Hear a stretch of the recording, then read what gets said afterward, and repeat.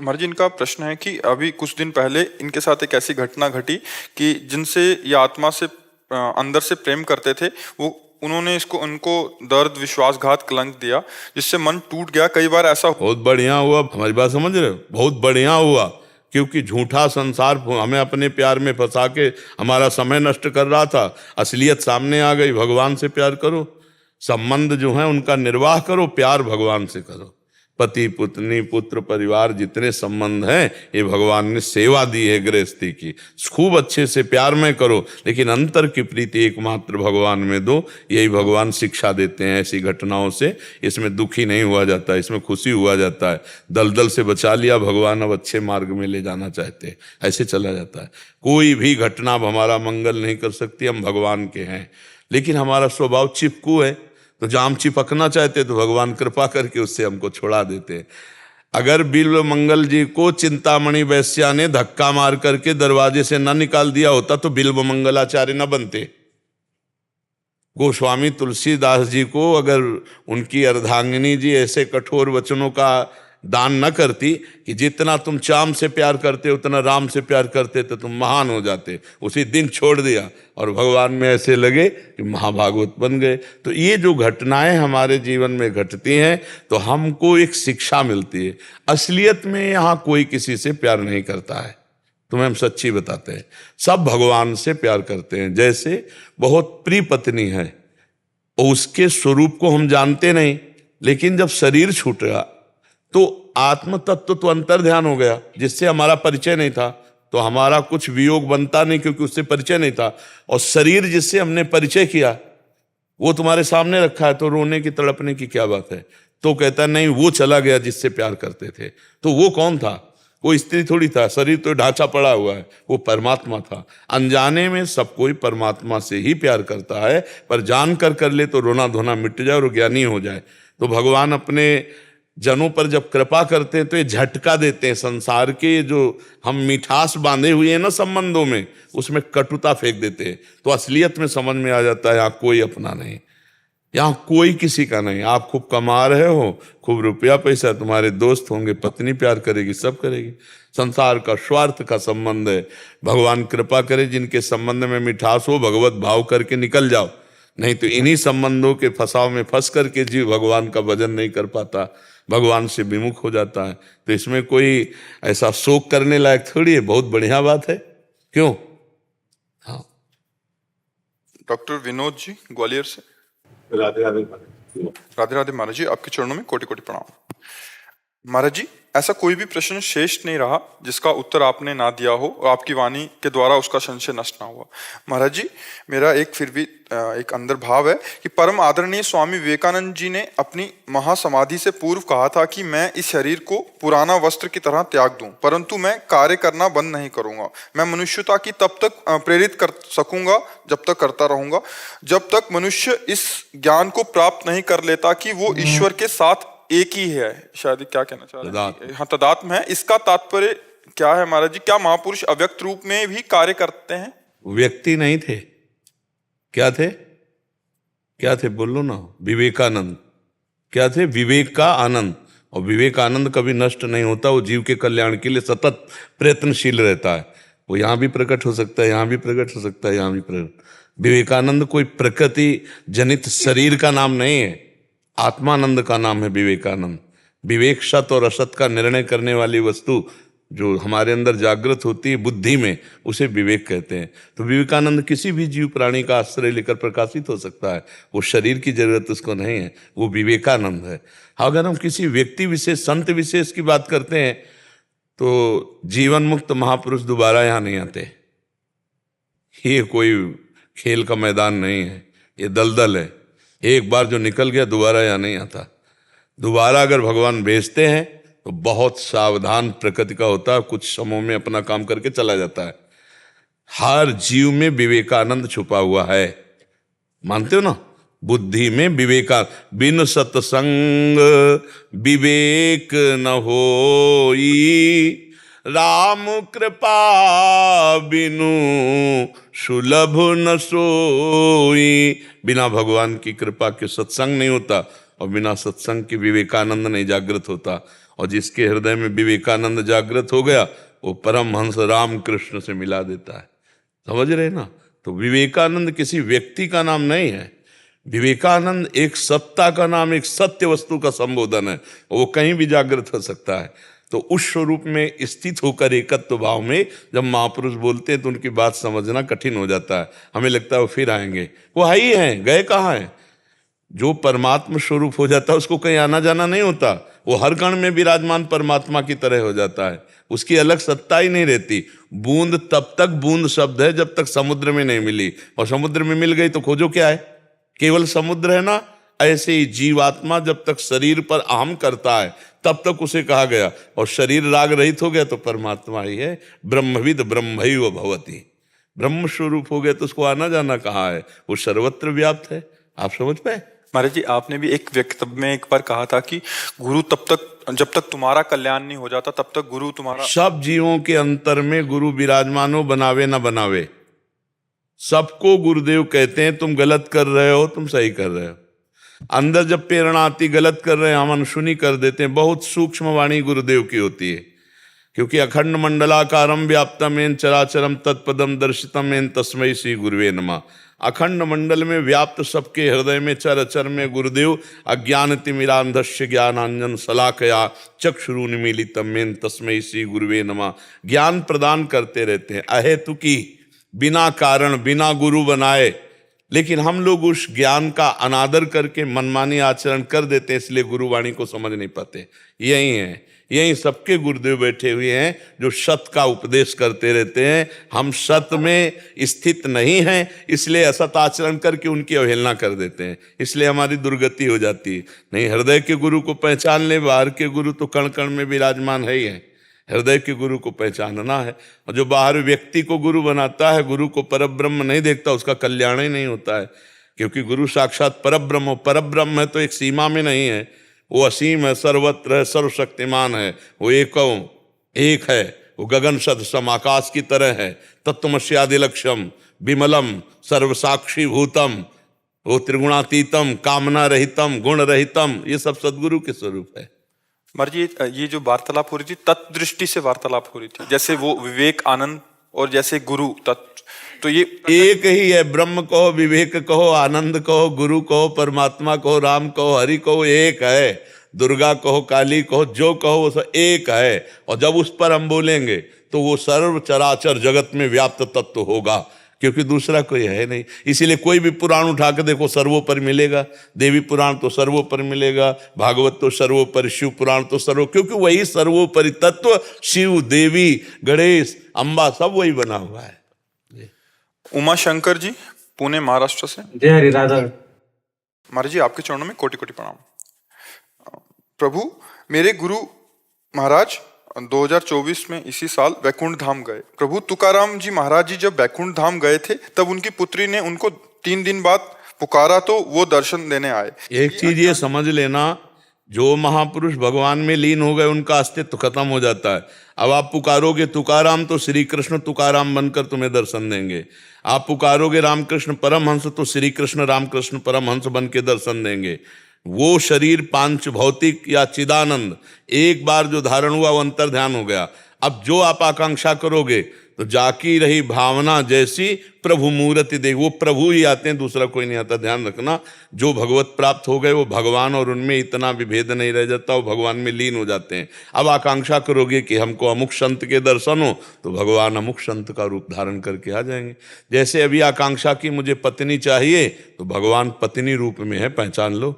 भगवान पुत्र रूप में है, भगवान पति रूप में है, भगवान माता पिता रूप में है, भगवान चराचर रूप में है। जड़ चेतन जग जीव जत सकल राम मैं जानी, मानी नहीं जान, दिखाई दे रहे सब में भगवान है।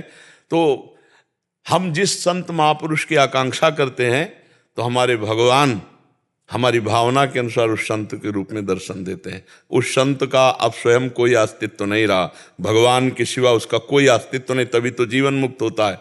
तो भगवान ही आकर उस संत के आकार को धारण करके दर्शन देते हैं। आगे क्या प्रश्न है? का भाव ये है कि वे उन्हें दर्शन देने आए। ये अज्ञानी जानता है कि मैं उस कोटि का महान भक्त नहीं हूँ, परंतु मैंने भी हृदय से पुकारता हूँ, फिर भी मेरे गुरुदेव मेरे पिता तुल्य हैं, मुझे उसी रूप स्वरूप में प्रत्यक्ष दर्शन देने क्यों नहीं आ रहे। वो व्याकुलता चाहिए। हम आपको एक घटना बताते हैं। जब हम काशी में थे तो हमें भाई जी की वाणी मिली, भाई जी श्री हनुमान प्रसाद पोद्दार जी। इतना उस वाणी में भक्ति का आकर्षण की ज्ञान मार्ग में थे, एकदम मन हमारा आकर्षित हुआ। फिर भाई जी की सारी वाणियां चाह की कि मुझे मिले, तो मिलता गया संयोग। जब भाई जी की जीवनी मिली, बस लगा कि आज भाई जी से मुझे साक्षात्कार करना है। भारी व्याकुलता, गंगा का किनारा, एकांत क्षेत्र, बस न खाना न पीना, व्याकुलता। बस देखा ऑफिस में भाई जी बैठे हैं, राधा बाबा बैठे हैं। भाई जी ऐसे चश्मा उठाए, बोले क्या बात है? तो भाई जी की तरफ देखा, पुलकित है एकदम, हमारा शरीर हम केवल इतना पूछ पाए, श्री कृष्ण की प्राप्ति कैसे होती है? तो उन्होंने चश्मा ठीक किया और कहा जब श्री कृष्ण हो जाओगे तब श्री कृष्ण की प्राप्ति होगी। काफी देर तो आनंद में मगन रहे। फिर ये प्रश्न चलता रहा, जब श्री कृष्ण हो जाओगे तो श्री कृष्ण की प्राप्ति होगी, इसका मतलब क्या है, इसका मतलब क्या है? तब अंदर आया कि जब मन श्री कृष्ण, बुद्धि श्री कृष्ण, चित्त श्री कृष्ण, अहम श्री कृष्ण, श्री कृष्ण के अलावा तुम्हारे हृदय में कोई स्फुरण नहीं होगा, उसी समय भगवत साक्षात्कार हो जाएगा। तो जब हम इतने विकल हो जाते कि अब जिया नहीं जाएगा, तब उनका साक्षात्कार होता है। अभी हम जीने की दशा में हैं। जब खान पान नहीं भावे है, नहीं कोमल वसन सुहावे है, सब विषय लगे ते खारा है, अरियासिक का मग्न आ रहा है। हमारी भक्ति कितना है? हलवा पूड़ी खा के रात दिन वैसे मगन कट रहा है, ऐसी कोई भक्ति? जब भक्ति विराग्नि अंदर जरूर, रुदु सुस्वरम राजन कृष्ण दर्शन लालसा, गोपियों का पढ़ो आप भागवत में, प्राण निकल जाए ऐसा रुदन शुरू हुआ, हे कृष्ण। अब अगर एक क्षण व्यतीत हुआ तो प्राण निकल जाएंगे। तो उसी समय तासा महावीर भूत चोरी, इसमें मान मुखाम्बुजा पीताम्बर धरास रघुवी, साक्षात मनमथ मनमथा। जब काशी के घाटों में थे, लगन लगी महादेव, तो लगा ठीक है, तत्व रूप से तो आपने समझा दिया, प्रकट रूप हम देखना चाहते हैं। बस दिन की धूप में, पंडों की छतुरी में, रात में वही घाट में उदासीन पागल जैसे बोलना नहीं, बस एक लगन, आज महादेव जी मिलेंगे। फिर दिन गया, आज महादेव जी मिलेंगे। एक दिन ऐसा हुआ, मध्याह्न काल, सामने से एकदम अरुण वस्त्र धारण किए भगवावस्थे, एक त्रिशूल हाथ में और विशाल जटाएं, अंदर आया, यही महादेव हैं, साष्टांग चरणों में। बस काफी देर स्तब्ध, वो भी खड़े रहे, काफी, बस एक अंगुली उठाई, बस अंतर ध्यान। देखते देखते, घाटों में कोई था ही नहीं, देखते देखते अंतर ध्यान। और उसे एक अंगुली का मतलब सोचते रहे बहुत समय। अरे हम कहा इसको सोचना क्या, वही कह रहे कि मैं ही मैं हूं, दूसरा कोई नहीं है, शिव ही शिव है, दूसरा कोई नहीं है, एकमात्र परमात्मा, दूसरा कोई नहीं। सब शास्त्र केवल रास्ता बताते हैं, प्राप्ति आपसे होगी, आपसे, आपकी विकलता से। जब जिया न जाए, रहा न जाए। पर यहां तो बहुत कुछ है ना, रिश्ते हैं, नाते हैं, अपना है, पराया है। ये जब कोई मेरे तो गिरधर गोपाल, दूसरों न कोई, जब ये बात आ जाती, तब जो आग भड़कती अंदर, उसी को विराग्नि कहते हैं, उसी में भगवत साक्षात्कार होता है। अभी तो चैन से हम सो रहे हैं, हमारा दिन कट रहा है, खा पी रहे हैं, कुछ अच्छा नहीं लगता। रात रात भर रोते बीत जाती है, हे प्रभु अब आपके सिवा मेरा कोई नहीं। तब वो आवाज पहुंचती उन तक और वो हमारे हृदय में अपना खेल शुरू करते हैं। तब खेल शुरू, जहां उनकी दिव्य रूप माधुरी, लीला माधुरी, तो फिर निहाल हो जाता है जीव। तो ऐसा नहीं कि हमारे नहीं होगा, हम और नाम जप बढ़ाएं। जितना अंतःकरण पवित्र होगा उतना परमात्मा की तरफ खिंचेगा, और जितना मलिन अंतःकरण होगा उतना भोगों की तरफ खिंचेगा। तो हम पवित्र करने वाले आज साबुन पा चुके हैं नाम, ये अंतःकरण को बहुत जल्दी निर्मल करता है। बस पापाचरण ना होने पावे, प्रगट में वर्तमान में पापाचरण न होने पाए, नाम जपो। आप खुद देख लीजिएगा, नाम से ही तो तुकाराम जी परम धाम गए हैं, स्पष्ट उन्होंने वर्णन किया है, नाम ही मेरा सब कुछ है, नाम से ही मेरा सब कुछ प्राप्त हुआ है। और बड़े बड़े सिद्ध महापुरुषों का गढ़ है महाराष्ट्र, जहाँ नाम ले रहे हैं, सब नाम जापक महात्मा। देखो ना, नामदेव जी की सेवा में वो रहती थी जनाबाई, कंडे से निकलता था विट्ठल विट्ठल। तुकाराम जी की पत्नी ने कहा कि आप पता नहीं कहाँ कहाँ कीर्तन करते हो, मैं भोजन लेके जब पहुंचना चाहती हूँ तो कहाँ जाऊं? तो उन्होंने कहा चौराहे पे खड़े होके कान लगा देना, तो उस दिशा से निकलेगा विट्ठल विट्ठल, जिस दिशा में हम कीर्तन कर रहे होंगे। चरण रख दे तो भूमि बोलती थी विट्ठल विट्ठल। जनाबाई का कंडा बोलता था, कान में लगा के देखे विट्ठल विट्ठल।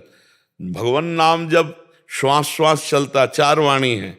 एक है वैखरी जिससे बोल रहे हैं, मध्यमा चल रही, पश्यंती नेत्र खुले हो या बंद हो मंत्राकार वृत्ति, और फिर परा मूलाधार केंद्र से नस नस नाड़ी नाड़ी बोलती राधा राधा राधा। अपार आनंद। उस समय भजन करना थोड़ी होता है, चलता है, केवल स्वाद लेते रहो, केवल रूप माधुरी लीला माधुरी का पान करते रहो। तो आगे बढ़ो, हमें निराश थोड़ी होना है कि तुकाराम जी जो प्राप्त किए वो हम प्राप्त नहीं कर सकते। जो अंश तुकाराम जी में है वही अंश हमारे में है। जो तुकाराम जी नाम जप करे वही नाम जप करो, जैसे वो नाम जप करे वैसे नाम जप करो, वहीं पहुंच जाओगे। ऐसा नहीं, हम भगवान के अंश हैं, हम कोई भी कमी नहीं हम में। कमी बस यही कि हम भूल कर भोगों में लग गए और वो भोगों को त्याग कर भगवान में लग गए। अंतर है, हम उन्हें महान मानते हैं तो उन्हीं के रास्ते पे चलें। महाजनों गतेन सपंथा, महापुरुष जिस मार्ग में गए उसी मार्ग में हम चले। निराश तो होने की जरूरत नहीं, पर ऐसे नहीं होगा। जरा अपनी हस्ती मिटा करके तो देख। अगर मुर्तबा बुलंद चाहे तो दाना खाक में मिलकर गुले गुलजार होता है। मिटा दे अपनी हस्ती को यदि मुर्तबा चाहे। अगर बुलंद मुर्तबा चाहिए तो मिटा दे अपनी हस्ती को। जीवित मर जाए उलट आप में समा यह है दिलगिरी। सीधी भाषा में, मन मार्या तन बस में कीना, हुआ भरम सब दूर, बाहर से कछ दिखत नाही, अंदर चमके नूर, आपो त्याग जगत में बैठे, नहीं किसी से काम उनमें तो कछु अंतर नाही, संत का चाहे राम। जैसे मुर्दे में कोई कामना नहीं होती, ऐसे संत में कोई कामना नहीं होती। जैसे मुर्दे का कोई मान अपमान नहीं होता, ऐसे संत का कोई मान अपमान नहीं होता। वो सीधा भगवान का स्वरूप होता है। इसलिए हमको उदास नहीं होना, हताश नहीं होना, निराश नहीं होना, पर इतने में नहीं टिक जाना। हमें और बढ़ना है, हमें और भजन बढ़ाना है, हमें और व्याकुलता बढ़ानी, रो रो के प्रभु से प्रार्थना करनी, आओ नाथ, हमारे में तो सामर्थ्य नहीं, पर आओ। तो आएंगे, जब हमारा रुदन असली देखेंगे तो आ जाएंगे। वो अंतर्यामी हृदय की बात जानते हैं। राकेश कुमार जी, प्रयागराज। राधा वल्लभ श्री हरिवंश महाराज जी, आपके चरणों में कोटि कोटि प्रणाम। महाराज जी, मैं एक शिक्षक हूँ। गुरु जी, मैं पिछले 6 महीने से यूट्यूब के माध्यम से आपसे जुड़ा हूँ और आपको गुरु मानकर राधा राधा नाम जप करता हूँ। गुरु माना जाता है उनकी बात को, शरीरों को न मानो। गुरु की बात माने, चल दिया, परमार्थ पुष्ट हो जाएगा। आपका भाव है आप गुरु मानो, आपका भाव है आप चेला मानो, आपका मन है संत मानो, आपको मानो असंत मानो, आपकी भावना है। आप जो बात सुने उसको स्वीकार करो, बस उसी से कल्याण होगा और कुछ कल्याण नहीं हो। गुरु चेला मानने से कल्याण नहीं होता। हमारी बात है कि बात मानो और भगवान के मार्ग में चल दो। हाँ, एक आचार्य परंपरा जो हमें गुरु मंत्र मिला, जो उपासना मिली, अगर आप उस मार्ग पे चलना चाहते हो वो ले लो और चलो, लेकिन उस पे लगो जो हम तुम्हें दे रहे हैं, हम पे नहीं ले। हम पे लगने से बात नहीं। हमारा आज शरीर है, कल छूट जाएगा, आप फिर कहोगे गुरु मर गए। गुरु मरने वाली चीजें नहीं होती, गुरु अमरत्व होते हैं। वो उनके जो वचन निकले, जो शास्त्र सम्मत बात निकली, हम वो मानते हैं और चल देते हैं। हमें उनको बताना भी नहीं कि आपको हम गुरु मानते हैं, ये ऐसा मार्ग है।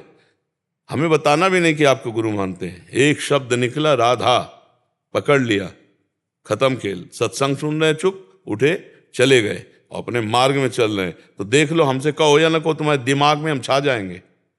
तुम्हारे दिमाग में गुरु छा जाएगा और आपको लगेगा हर समय मुझे गुरु सानिध्य। और बाहरी बातें कह देने से उसका महत्व खत्म हो जाता है। आप हमारे गुरु हैं, हम आपको गुरु मानते हैं, आपको भगवान मानते हैं, आपको प्राण मानते, कहते क्यों हो? अंदर उसको चुपचाप रखो और अपने मार्ग में चलते रहो। बताने की अगर गुरु सर्वज्ञ है तो बताने की जरूरत नहीं, और सर्वज्ञ नहीं तो मनुष्य से क्या संबंध करना। वैसे ही हजारों संबंध मनुष्यों से है, तो मनुष्य से संबंध क्या करना। और अगर गुरु भगवान है तो सर्वज्ञ, वो जानता है कि हम उसको कितना प्यार करते हैं, कितना भजन करते हैं। स्वामी गगन गिरी जी महाराज।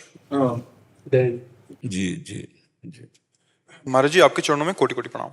महाराज जी, मैं शिव उपासक हूँ। नाम जपते जपते राधा नाम से ऐसी प्रीति हो गई कि अब यही जपने का मन होता है। महाराज जी, हम मेरा आगे का मार्ग प्रशस्त करें कि जा पर कृपा न करें पुरारी, शो न पाओ मुनि भगति हमारी। रामचंद्र जी भगवान कह रहे, श्री हरि जी। तो भगवान शंकर वैष्णवाचार्य हैं, जब हम भगवान शंकर की आराधना की तो वो जब प्रसन्न होते हैं, जैसे आप मांग करो तो वही देंगे, लेकिन जब आप उनके ऊपर छोड़ दिए तो फिर वो प्रेम देंगे। और उनका प्रेम स्वरूप है प्रिया प्रीतम, वही है, तत्व तो एक ही है। उनका अपना प्रेम स्वरूप है श्यामा श्याम। तो भेज दिया, जैसे हम काशी के ही अनन्य थे विश्वनाथ जी के, और भेज दिया, पूरी उपासना दे दी। तो जब हमारे अंदर राधा नाम चल रहा है तो हमें मानना चाहिए शिव भगवान की विशेष कृपा है। आगे का मार्ग वो खुद खोल देंगे। अगर आप प्रयास करेंगे तो आपको रहेगा मैंने छोड़ा और पकड़ा, आप ऐसे रहेंगे, आप ऐसे रहेंगे, तो पूरा मार्ग दे देंगे, पूरा मार्ग। भगवा वस्त्र पहनते थे, सन्यासी थे, त्रिपुंड लगाकर काशी में, पूरा सब बदल दिया। हम कहीं नहीं है, भगवान का खेल है, वो ऐसे करते चले आ रहे। तो हम ऐसे जब रहेंगे ना तो हमको चला देंगे। नरसिंह मेहता जी पर भगवान शिव प्रसन्न हुए, सीधे रास में ले गए। तो शिव की कृपा से ही हरि भक्ति होती है। हरि शिव दो नहीं है, वो केवल खेल के लिए दो हैं, बकाया वो एक ही है। तो हम शिव आराधना कर रहे हैं, हमारा हरि प्रेम बढ़े, राधा प्रेम बढ़े, तो ये भगवान शंकर की कृपा माननी चाहिए। आगे क्या करना है उन्हीं के इशारे के लिए रुक रहे हैं। जब अंदर व्याकुलता पैदा होगी तो समझ लेना इशारा दे रहे हैं हमको अपने मार्ग में लेने का। तो बस जिस मार्ग में जहाँ इशारा दे दे वहीं टूट पड़ना चाहिए। हमने इस मार्ग में अपनी तरफ से कदम नहीं रखा, बहुत कट्टर स्वभाव के थे। भगवान शिव का स्पष्ट आदेश और ऐसा चमत्कार पूर्ण परिवर्तन कि अंतर का विषय होता है, तभी उनका सारा खेल। हम अपनी तरफ से कभी किसी को कि इस मार्ग में जाना है, मुझे ग्रंथ पढ़ें या संतों से मिलें, सत्संग करें फिर चलें, मतलब यहाँ वृंदावन के नहीं, वो सत्संग काशी वाला वेदांत का था। अपनी ध्वनि में अचानक भागवतिक मोड़ होता है, और मोड़ होकर के ऐसा परिवर्तन होता है कि भगवान शंकर की कृपा से प्रिया प्रीतम के चरणों की दास्ता और उपासना मिल जाती है। तो ऐसे रहने में बड़ा सुख है। अपनी तरफ से सोच विचार करेंगे तो कहीं अहम से त्रुटि न हो जाए, भगवद आश्रित रहे, वही मार्ग प्रशस्त कर देंगे। और आप जी सपने में आए थे और बोले कि वृंदावन आइए आप जी। हाँ, तो भगवान ही प्रेरणा करते हैं। आपको जब ऐसा लगे कि मेरे जीवन का निश्चय प्रिया प्रीतम के चरणों की तरफ जाना है तो फिर आप हमसे बात कीजिएगा। पहले आप देखें अंदर निश्चय। देखो ये खिलवाड़ नहीं है कि 4 दिन इधर 4 दिन उधर, 4 दिन श्रद्धा 4 दिन अश्रद्धा। जैसे चल रहे हो वैसे चलो। जब ये निश्चय हो जाए कि अब हमारे प्राण प्रिया प्रीतम को समर्पित है, मैं एक नीच दास जैसा जीवन व्यतीत करना चाहता हूं। तृणादपि सुनीचेन तरोरिव सहिष्णुना अमानिना मान देन कीर्तनी या सदा हरि। तृण से अपने को नीच, अपने को तृण से भी छोटा, तब इस प्रेम मार्ग में प्रेम गलियति सांकरी तामे दो न समाए। अहंकार मैं ये नहीं समा सकता। जब मैं था तब हरि नहीं, अब हरि है मैं नाए। 2 सांकरी गली में 2 नहीं जा सकते, मैं और हरि। तो इसलिए मैं को मिटाना होता है। तृणादपि सुनीचेन, तृण से भी अपने को नीचा समझना।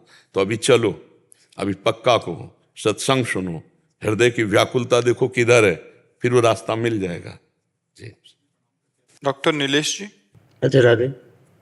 राधा वल्लभ श्री हरिवंश महाराज जी। महाराज जी, यहाँ पे आपकी जैसी एक तक दिनचर्या है होती है, आप जो साधकों को भी दिनचर्या बताते हो, तो निकुंज में भी कैसी दिनचर्या होती होगी महाराज? वहां तो देखते देखते कल्प व्यतीत हो जाते हैं, केवल देखते देखते कल्प व्यतीत हो जाते हैं। निकुंज का समय और यहाँ के समय का मतलब समझते हो? इसे कहते हैं निमिष। भगवान का निमिष और ब्रह्मा की 2 परार्धायु खत्म। एक बार एक कथा आती है, अगर भागवत की सुना हो। रेवत जी अपनी पुत्री रेवती को लेकर के बड़े परेशान थे कि कौन दूल्हा है हमारी पुत्री का।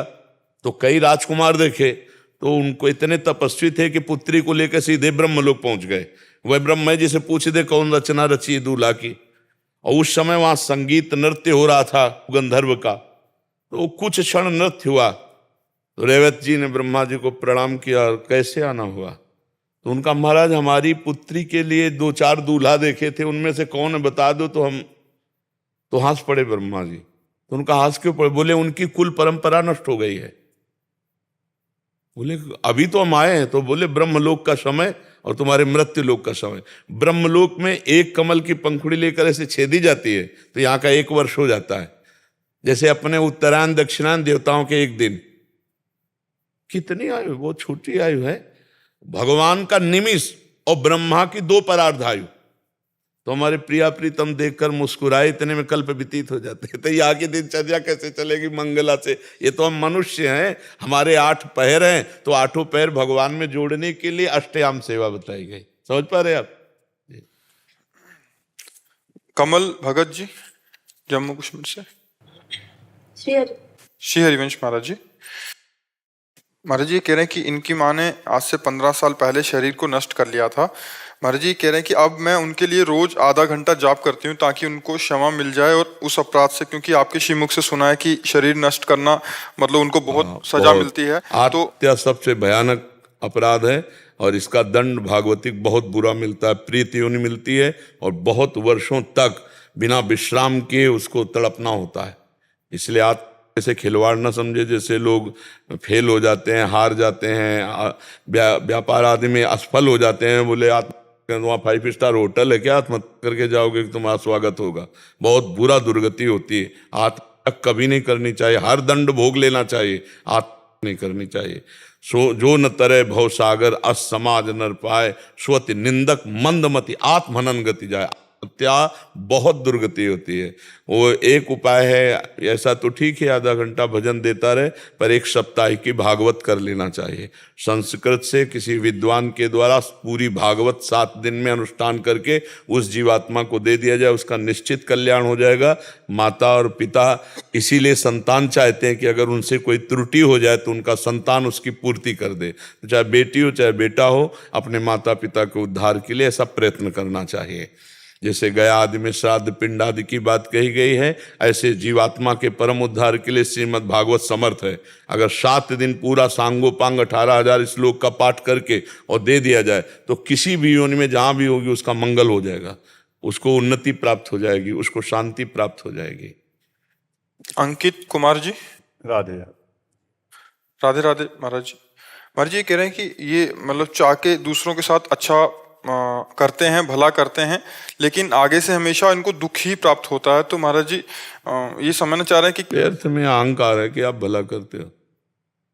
आप अपना तो भला नहीं कर पा रहे, दूसरों को क्या भला करोगे? आप अगर अपना भला कर लेते हो तो क्षमता को प्राप्त हो।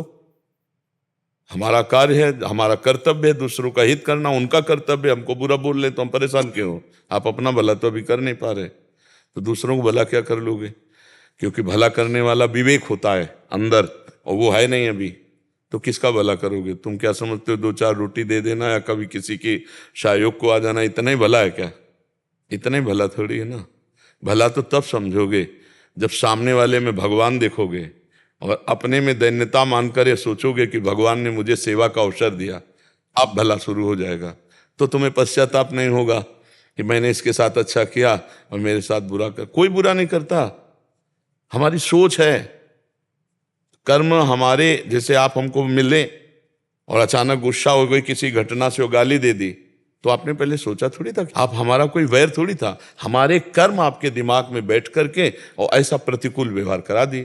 तो हमारा तो कार्य है तुमको मंगल करना, और तुम्हारा कार्य यदि दुख देना तो हम उसे स्वीकार नहीं करते, विवेक के द्वारा उसे काट देते हैं, खत्म खेल। तब हम अपना भी भला कर लेंगे और दूसरों का भला कर देंगे। अगर ऐसे सोचते रहेंगे, देखो यहां संसार में स्वार्थ का खेल हो रहा है। आप अगर स्वार्थ की उसकी पूर्ति कर रहे हैं, थोड़ी देर के लिए मिठास बोलेगा, फिर आपको बेवकूफ बोलेगा, देखा ना बेवकूफ। वो आपको ये नहीं मानेगा कि धर्मात्मा आदमी है, परहित करने वाला है, दूसरों का सहयोग करने वाला है। तो नेकी कर दरिया में डाल, ये सूत्र क्यों नहीं अपना लेते? हमको आपके व्यवहार से मतलब नहीं, हमारा जो कर्तव्य हमने कर दिया। आपके साथ जो व्यवहार हो रहा है हमारे कर्म का फल है, उसे भोग लेते हैं। परमार्थ बड़ा सूक्ष्म विषय है और बड़ा आनंद का विषय, हर समय आनंद बना रहेगा। अपने कर्तव्य का आप पालन करने में दृढ़ रहिए। आपके साथ दूसरा क्या व्यवहार कर रहा है उस बचाव पक्ष में रहिए, तो निकल जाओगे संसार से। और अगर वो क्या कर, हमने इसको इतना प्यार किया, हमने इसको इतना किया, वो हमारे साथ ऐसा किया, यही तो प्रपंच है, यही संसार है, यही तो प्रपंच, यही तो पूरा प्रपंच रो रहा है। किसी से पूछ लो जाके, यही बोलेगा जो आप बोल रहे हैं। वो अहंकार पुष्टता के कारण ऐसा। जो सच्चा परमार्थी है ना, नेकी कर दरिया में डाल, दोबारा अगर वो धन्यवाद भी बोलता है तो देखता नहीं, ऐसे चल देता है। नहीं, हमें करें करावें आप सब जने बढ़ाई दे। एक बार रहीमदास जी धन बांट रहे थे, तो ऐसे बांट रहे थे, तो लोगों ने कहा आंख नीची करके क्यों बांट रहे हो? तो उनका देनहार कोई और है, देत रहत दिन रैन, लोग भरम मुंह पे करें, तासो नीचे नैन। देनहार तो कोई और जो सबको देता रहता है, वही ऐसे दिलवा रहा है। लोग कह रहे रहीम बांट रहे हैं इसलिए मेरे नेत्र नीचे हैं। परमार्थ में सामने वाले से हम अपने अनुकूल व्यवहार चाहें और फिर सोचे कि हम दूसरे का हित करते हैं, नौटंकी है, नाटक है। आप गाली दोगे और हम आपका हित करेंगे, क्योंकि आप में हम भगवान का दर्शन करते हैं। आपकी गालियां हमारे प्रारब्ध का नाश करेंगी और हम सेवा करेंगे आपके। ऐसा कर सकते हो? और ऐसा जो कर सकता है वही परोपकारी माना जाता है, अन्यथा वो स्वार्थ का खेल हो रहा है। एक बार धन्यवाद सुनने के लिए भी कान अगर लालाई थे ना, तो वो परमार्थी नहीं है, वो परहित नहीं है। थोड़ा कड़ुआ है अध्यात्म, लेकिन आनंद प्रदान करने वाला है। समझ पा रहे आप? इस पे कोई संशय? प्रीति जी। श्री हरिवंश महाराज जी। महाराज जी, सर्वत्र भगवत भाव और अंतर्मुख स्थिति गुरु कृपा से होती है या अभ्यास की स्थिति या भजन? कृपा और अभ्यास दोनों। कृपा और अभ्यास। भगवान की कृपा हम कायर बने बैठे रहे तो क्या होगा? हमको जब बोलने की सामर्थ्य दी तो खूब नाम कीर्तन, भगवत चर्चा, परम पवित्र वाणी, हाथ में सामर्थ्य दी, सेवा करेंगे, माता पिता परिवार समाज भगवान की नेत्र हमें दिए हैं, हम अच्छा देखेंगे, अच्छा सुनेंगे, अच्छा करेंगे और इस पर अहंकार नहीं करेंगे, याचना कृपा की करेंगे। ये भगवान की कृपा से सब साधन चल रहा है, वही कृपा से मिलेंगे। अहंकार कर ले तो सब दूषित हो जाता है। तो भगवान की कृपा और अपना प्रयास दोनों से सफलता प्राप्त होती है। न केवल अपने प्रयास से और न केवल भगवान की कृपा की बात कहकर प्रमादी बना बैठा रहे। भगवान की कृपा से हम एक एक कदम बहुत समझ बूझ कर चलेंगे, हर प्रयास करेंगे भजन करने का, लेकिन हम चाहेंगे, यही मानेंगे यही कि भगवान की कृपा से ये भजन भी हो रहा है और भगवान अपनी कृपा से ही मिलेंगे। इसलिए उसको अहंकार नहीं होता भक्त में। नहीं तो अहंकार हो जाए तो फिर भक्ति बाधित हो जाती थी, फिर भक्ति में विघ्न पैदा हो जाते हैं। जी। अपूर्व गर्ग जी सोनीपत से। राधा वल्लभ श्री हरिवंश महाराज जी। महाराज जी, मेरा प्रश्न है कि संतों से मिलना और उनसे प्रश्न करने की बहुत रुचि होती है, पर उन बातों को जीवन में उतारने की उतनी रुचि नहीं। तो फायदा क्या होगा? ये तो बकवास ही हुआ ना। नायमात्मा प्रवचने न लभ्या न मेधया न बहुना सुरते न। बहुत सुनने वाले को भगवत प्राप्ति नहीं होती, बहुत बोलने वाले को भगवत प्राप्ति नहीं होती, बहुत बुद्धिमान को भगवत प्राप्ति नहीं होती। जो चलता है उसे भगवत प्राप्ति होती है, जो मानता है उसे भगवत प्राप्ति होती है। एक बात सुने और मान लिए तो बात बन गई। 1000 बात सुने सब वो दिमाग में दूसरे को सुना के आप अपने को विद्वान साबित कर सकते हैं, लेकिन परमार्थ थोड़ी प्राप्त कर सकते हैं। तो ये मार्ग सुनने वाला, समझने वाला और चलने वाला तब पूर्ण होता है। वही गुणाक्षर न्याय, जो बात को सुना, उसी का मनन किया, उसी पे चल दिया, तो उस दिव्य परमात्मा प्राप्ति की जो सद्गुण है, जो महिमा है, उसको प्राप्त कर लिया। सुन के चलने वाला भगवत प्राप्ति करता है।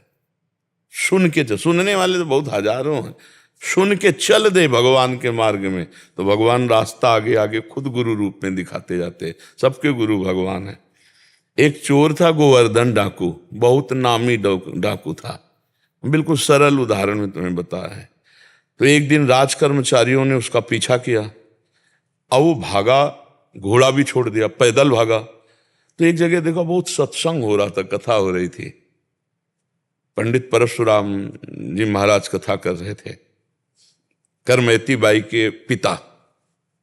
ये प्रमाणित कथा हम आपको बता रहे। तो उस सभा में घुस गया तो राज कर्मचारी आए, सोचा सभा में चोर कैसे हो सकता है, यहां तो चोर घुसने का अब उसको पाया ही नहीं। जब कथा 2-3 घंटे बाद समाप्त हुई तो कथा का प्रसंग चल रहा था। वृंदावन में श्री बांके बिहारी लाल को आज यशोदा मैया ने सोने की करधनी, सोना, वो तो चोर आदमी, करधनी सोने की। भगवान श्री कृष्ण चंद्र जी को बाके बिहारी को कह के पुकार। 8 वर्ष की अवस्था है, मैया ने सोने की लकुट दी, सोने का, अरे इतना माल एक साधारण, और गाय चराने अपने सखाओं के साथ जा रहे हैं। कथा समाप्त हुई, नजदीक पहुंचा, चाकू निकाली, पंडित परशुराम जी के गले में लगाई, पता लिखो। ये जो इतना धनी बालक का वर्णन कर रहे थे, पता लिखो। उन्होंने देखा तो उनका डाकू है जो मेरा नाम सुन करके भयभीत हो जाते हैं, हमारा नाम गोवर्धन डाकू है। कहा भैया इतनी तुम्हें जल्दीबाजी क्या है? बोले पता लिखो। केवल कहा? बोले मथुरा क्षेत्र वृंदावन, बाप का नाम नंद बाबा, कन्हैया, गाय चराना। पर सुनो, तुम्हारे जैसे डाकू उसको चोरी नहीं कर सकते, बहुत नटनागर, बहुत प्रवीण बालक है वो। तो उन्होंने कहा तुम हमको ऐसा समझते हो, अकेले अकेले राजाओं के महलों को लूट लिया है। बोले फिर भी नहीं लूट सकते, बहुत प्रवीण है। तो उनका कसम खाता हूं, जब तक उसे लूट नहीं लूंगा तब तक पानी नहीं पीऊंगा। परशुराम जी ने सोचा भगवान की अपार कृपा इसके ऊपर, पता नहीं क्या लीला होने वाली इसके ऊपर। उन्होंने कहा सुनो, हमारी तरफ से माखन मिश्री ले लो, जब तुम्हारा बस ना चले तब माखन मिश्री उसे खवा देना। हाँ ये बात भी ठीक है, बच्चा है, फुसला के काम चल जाए तो मारना काहे को पड़ेगा।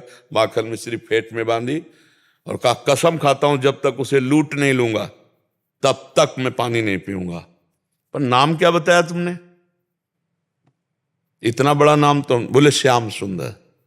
श्याम सुंदर, श्याम सुंदर, वृंदावन, गाय चराना, श्याम सुंदर। अब भगवान का चिंतन बनने लगा, देखो चिंतन बनने लगा। अब वो पैदल चल करके आया।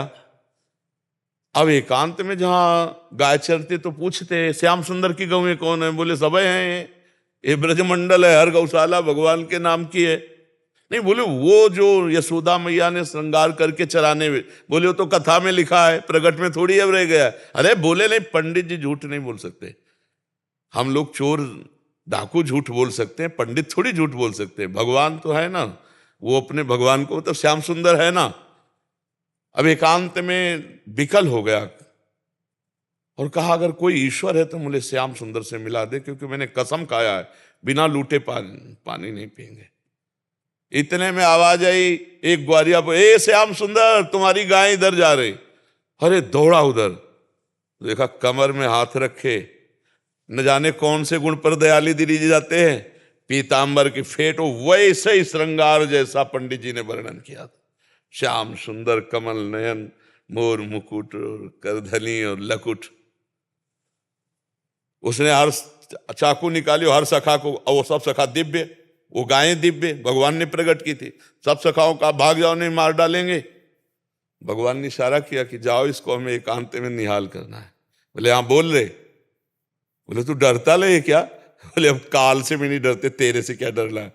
बोले मेरा नाम नहीं सुना होगा इसलिए तू डरेगा। अब ये मेरा नाम गोवर्धन डाकू, तो गोवर्धन ही तो नाम है ना, मेरा नाम गोवर्धन धारी है।